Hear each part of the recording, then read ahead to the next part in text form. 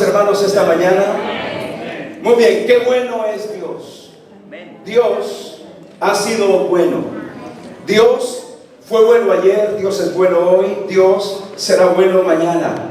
En el pasado, hoy en el presente y en el futuro, porque esa es la naturaleza de Dios.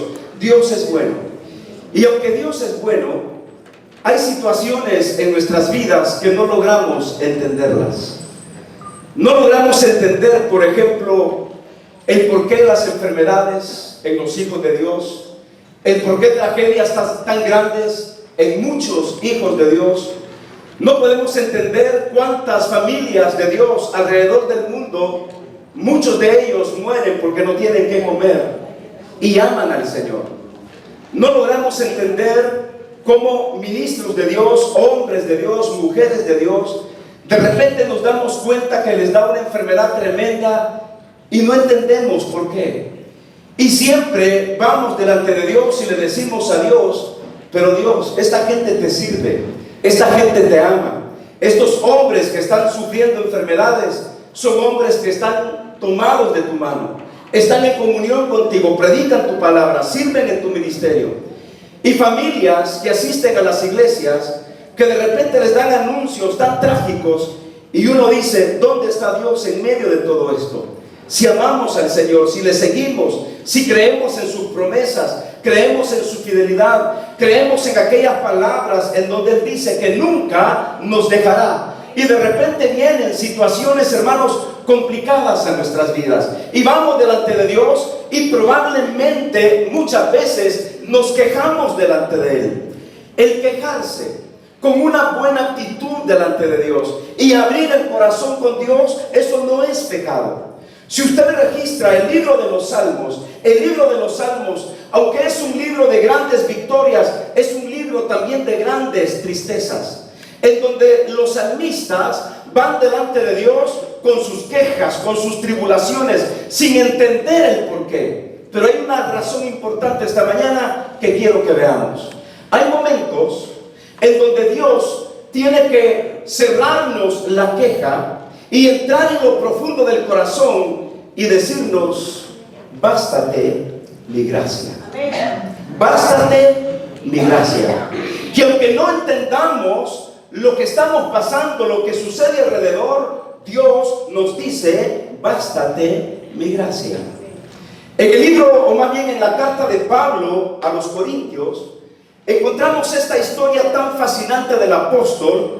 Después de haber ido al tercer cielo en una revelación que Dios le dio, y dice la Biblia que estando en ese cielo vio cosas inexplicables, cosas que él no podía verbalizar con palabras, porque era tan inmensa la hermosura que él vio en ese cielo, que él quedó, hermanos, hasta, ¿cómo decirle?, quizás confundido, quizás quedó atónito. Él no podía entender cómo un hombre tan intelectual como Pablo, un filósofo, un científico, un teólogo, el hombre que escribió más de la mitad del Nuevo Testamento y que podía debatir la escritura y la ley delante de reyes, capitanes y gobernadores, cuando llega al tercer cielo, dice la Biblia que se queda sin palabras.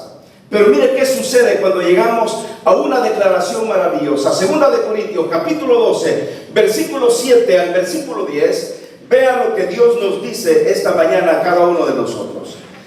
Segunda de Corintios, capítulo 12, versículo 7 hasta el versículo 10. ¿Están conmigo, hermanos? Amén. Como el apóstol Pablo menciona acerca de su aguijón en la carne, y dice Pablo, segunda de Corintios, capítulo 12, versículo 7 en adelante. Pablo ha escrito aquí acerca de esa experiencia maravillosa que estuvo cuando Dios lo llevó al tercer cielo. No me expliquen de qué manera, pero la Biblia dice que él conoce a un hombre, si dentro del cuerpo o fuera del cuerpo, él no lo sabe, pero que él vio cosas maravillosas estando en el cielo. Pero cuando llega al versículo 7, Pablo dice: y para que la grandeza de las revelaciones no me exaltase desmedidamente, ¿qué dice Pablo? Me fue dado un aguijón en mi carne, un mensajero de Satanás que me abofetee para que no me enaltezca sobremanera. Déjeme explicarle esto. Pablo en el versículo 7, él está diciendo: y para que la grandeza de las revelaciones no me exaltase desmedidamente.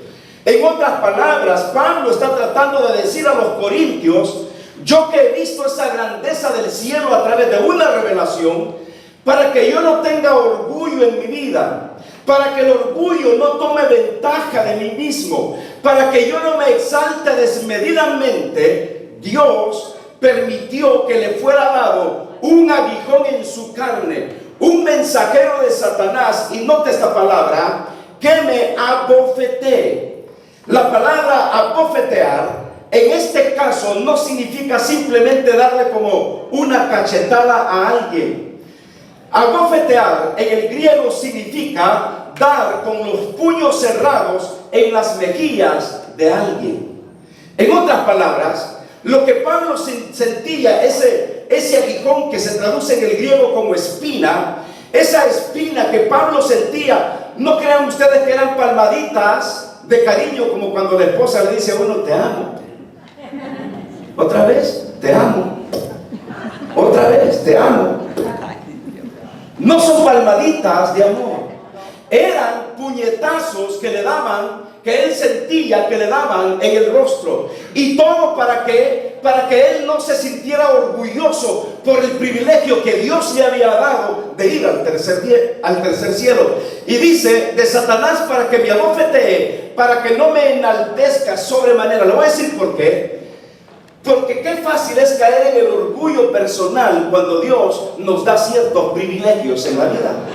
Qué fácil es sentirnos como los privilegiados de Dios, como los amados del Señor. He escuchado personas que dicen: yo soy el amado de Dios, la amada de Dios, yo soy la querida, el querido de Dios. En ese sentido, todos los que estamos aquí somos los queridos de Dios, ¿sí o no? Amén. Todos somos amados por el Señor. Amén. Y Dios no hace acepción de personas. Tanto me ama a mí como te ama a ti. Tanto te prefiere a ti como me prefiere a mí. Pero Pablo está diciendo, para que no me sienta orgulloso de ese privilegio. Versículo 8, dice Pablo: respecto a lo cual 3 veces he rogado al Señor que lo quite de mí. Note usted que Pablo está diciendo: he rogado. La palabra rogar no simplemente significa dame, por favor. Rogar significa suplicar. Rogar significa que has llegado al fondo de tu vida y no puedes hacer nada. Y es como un hambriento que está a punto de morir y está, hermanos, hambriento, está sediento. Y él pierde toda pena, toda vergüenza, se humilla, se arrastra para poder llegar a decir: por favor, denme de comer que me muero. Está suplicando. Y Pablo había rogado al Señor 3 veces que le quite ese aguijón en su carne. Mis hermanos, ¿cuántas veces tenemos nosotros meses, años, días, semanas pidiéndole a Dios por algo y Dios todavía no nos contesta? Y decimos tan fácilmente: Dios se olvidó de mí, Dios ya no me ama, parece que todo está en contra de mí. Versículo 9, y vamos entrando en esto. Y me ha dicho, 3 veces le ha pedido que le quite ese aguijón en la carne. Y me ha dicho, ¿qué le ha dicho Dios? Bástate mi gracia, mi poder se perfecciona en tu debilidad. Por tanto, y aquí dice Pablo, de buena gana me gloriaré más bien en mis debilidades, para que repose sobre mí el poder de Cristo. Versículo 10, y dice la Biblia: por lo cual, por amor a Cristo, me gozo en las debilidades, en afrentas, en necesidades, en persecuciones, en angustias, porque cuando soy débil, ¿qué dice Pablo? Entonces soy fuerte. Y este es el mensaje de esta mañana. Dios le está diciendo a Pablo: bástate mi gracia. Qué grande es esta frase, hermanos. Es una frase que encierra toda la bondad y el poder de Dios. Pablo ya ha rogado 3 veces por su salud. Pablo había llegado al punto de la desesperación, pero también Pablo había llegado al punto de la aceptación con Dios. Entendamos bien este punto, hermanos. Pablo se había cansado de suplicar y de rogar. Pablo había llegado al punto de la desesperación, pero también llegó al punto de la aceptación de la soberanía de Dios sobre su vida. Y esto es lo importante de este mensaje. Cuando no entendamos algo o cuando creamos que Dios nos ha dicho ya, solamente recordemos lo que Dios le dijo a Pablo: bástate mi gracia. Porque cuando llegamos a ese punto de aceptación, entonces podemos llevar la vida más fácil. Podemos llevar el dolor más tranquilo. Podemos aceptar la enfermedad de una manera diferente. Podemos acudir a la esperanza con Dios. Cuando Dios dice bástate mi gracia, nos está queriendo decir: hey, no te preocupes, yo tengo el control de tu vida, yo tengo el control de tus problemas, yo tengo el control de tus angustias, yo tengo el control de tu necesidad, yo tengo el control de tu cuerpo, yo tengo el control de tu mente, de tus pensamientos, de tu alma, de tu espíritu. Yo tengo el control de todo. Bástate mi gracia. Amén. Y cuando Pablo aceptó esta palabra de bástate mi gracia, hermanos, es ahí en donde en medio de sus flaquezas, en medio de su dolor, su amparo es Dios. Amén. Y es aquí en donde tenemos que acudir esta mañana cada uno de nosotros. En medio de nuestro dolor, en medio de nuestra angustia, Dios nos dice: tu amparo yo seré. Amén.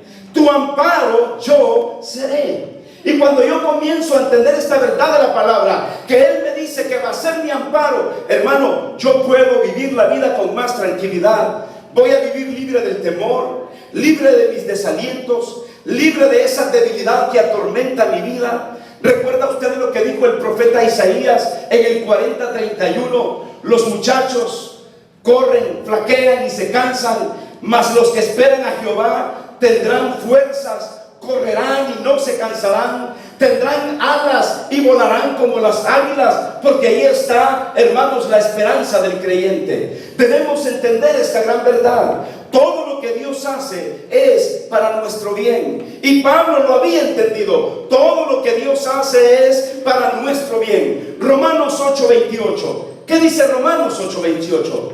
Y sabemos, dice Pablo, y sabemos que los que aman a Dios, está aquí conmigo, dígalo conmigo, y sabemos que a los que aman a Dios, todas las cosas les ayudan a bien. Amamos a Dios, todo saldrá para bien.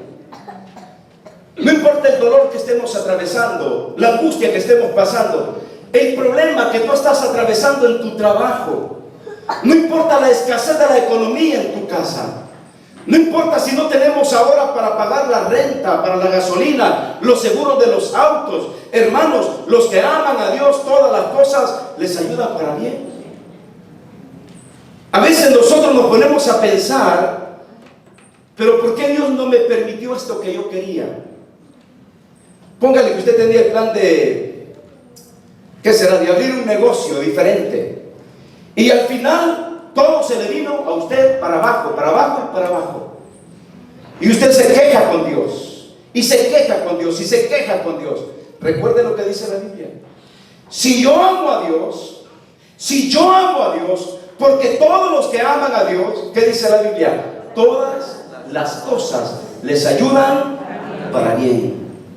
¿Cuánta gente se ha quejado porque a última hora los dejó el avión? Y se han quejado: ¿pero por qué me dejó el avión? Bueno, Dios tiene un propósito. Cuando yo llego tarde a un lugar, que me agarra la tarde, no es mi costumbre, ustedes lo saben, estoy media hora antes.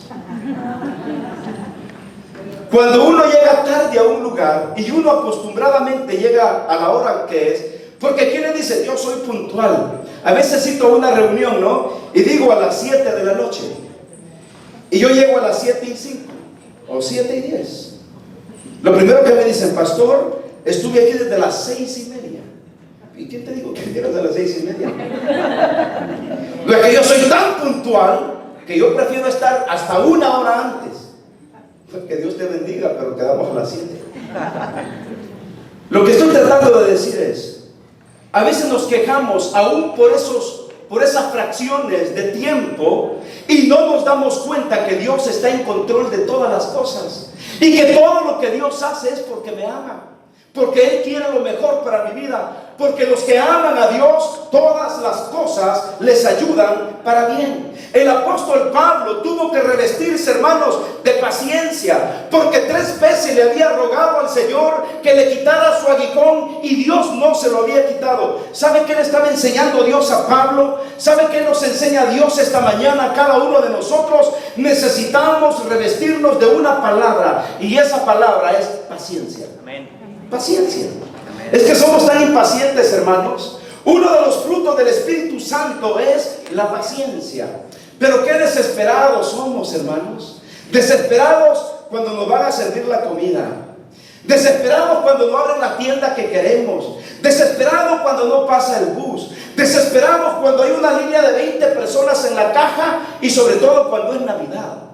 Nos desesperamos. ¿Cuánta gente se mata y se muere por desesperación?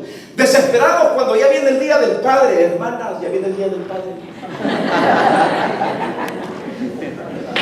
¿Cuánto se gasta para las mamás en el Día de la Madre? Hasta $300. Hasta $300. En mi caso, gasto hasta, mejor no les digo. Y para el Día del Padre, ¿cuánto se gasta? ¿Cuánto se gasta para el Día del Padre? Dicen que se da en base a lo que vale la persona.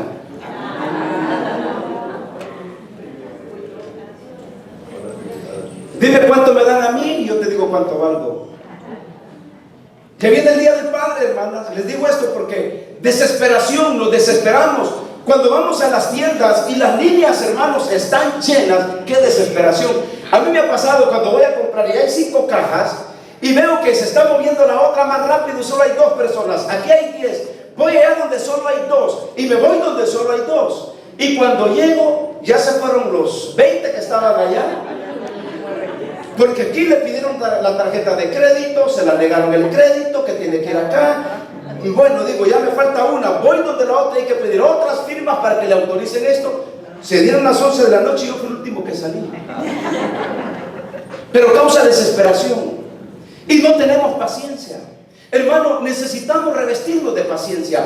Pablo tuvo que revestirse de paciencia hasta que Dios le dijo: bástate mi gracia. ¿Por qué Dios le dijo: bástate mi gracia? Le dijo: bástate mi gracia porque la gracia de Dios, mis queridos hermanos, es suficiente para llenar cada área de nuestras vidas este día. Bástate mi gracia significa, mis queridos hermanos, que yo dejo de quejarme desmedidamente. Significa que en mis angustias Dios está conmigo. Bástate mi gracia significa no perder el control, significa mantenerme firme. Bástate mi gracia significa que Él no me deja y que yo no dejo de mirarlo a Él, no me desvío. Bástate mi gracia significa que yo no voy a perder de vista a mi amado Señor y Salvador Jesucristo. ¿Por qué no le damos un aplauso a este Señor maravilloso, al Rey de Reyes, al Señor de Señores?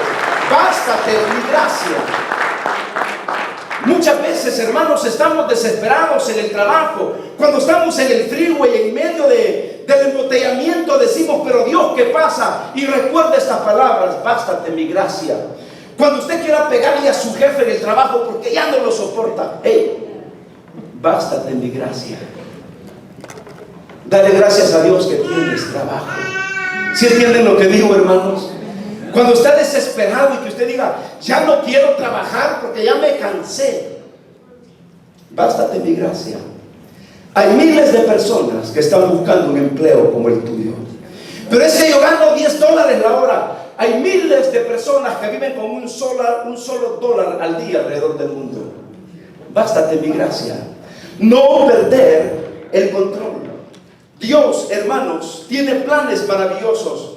Recuerde que los planes y los pensamientos de Dios están muy por encima de nuestros planes. La Biblia dice que podemos confiar cada día en la guía de Dios y Él va a guiar cada uno de nuestros pasos. Bástate mi gracia significa que Él nos ha salvado, nos ha perdonado, nos ha redimido. Hermano, cuando esté desesperado y usted quiera huir corriendo, cuando quiera salir corriendo de los problemas, de los conflictos, una vez más recuerde: bástate mi gracia, porque yo te he salvado, te he redimido, te he perdonado, te he sostenido, te he fortalecido te he dado abrigo, te he dado alimento. Hermanos, su gracia es suficiente. Y podríamos decir esta mañana que Dios quizás nos pueda decir a cada uno de nosotros: no tienes todo lo que quieres, pero te doy todo lo que tú necesitas. Amén. Y esta es una verdad. Hermanos, yo no tengo todo lo que quiero, pero tengo lo que yo necesito para poder vivir. Y a veces nos desesperamos, y cuando vemos que otros tienen más que nosotros, y que ganan más que nosotros, y que visten mejor que nosotros, olvídense de todo eso. Y Dios nos dice: bástate mi gracia. Te he perdonado, te he salvado, y te doy todo lo que tú necesitas. Quizá usted esté diciendo: pero es que yo quiero un Rolls Royce. Y a veces nos ponemos como niños caprichosos, hermanos. ¿Cómo son los niños caprichosos? ¿Usted fue caprichoso alguna vez cuando niño? Las niñas son más caprichosas que los niños.